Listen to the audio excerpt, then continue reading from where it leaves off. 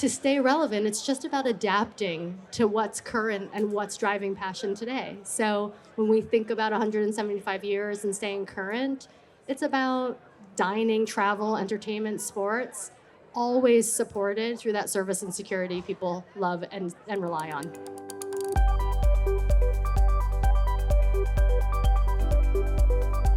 So Jess, what excites you most about being at Possible this year?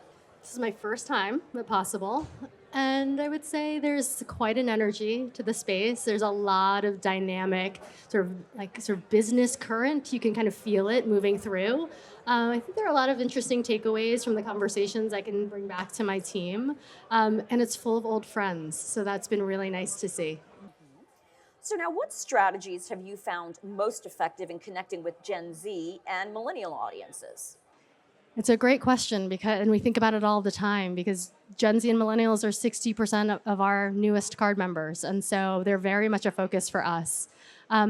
It's really about evolving our benefits and our value to really reflect what's important to them. We acquired Resi a few years ago, and that enables access to terrific restaurants that Gen Z cares deeply about. We have artist partnerships with Olivia Rodrigo, Billie Eilish. And so if you're a Gen Z fan and you want to get closer to that artist, you can get a pre-sale ticket, you can get exclusive merch, behind the scenes content. And so it really is about sort of building on to membership in a way that's very relevant and modern. Now, the media landscape today, it's diverse, it's fragmented. How do you decide where and how to engage consumers?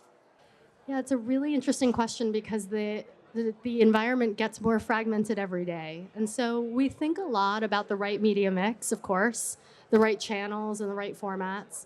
We also think about context and craft. So really making sure that when we design a piece of advertising or marketing, it really fits in the environment that it was designed to support.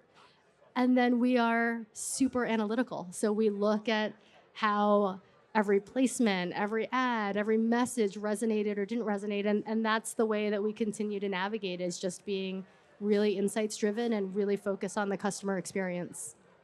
And finally, Jess, tell me, how does American Express brand help drive growth and support overall business goals? The Amex brand is a huge driver of growth for the company.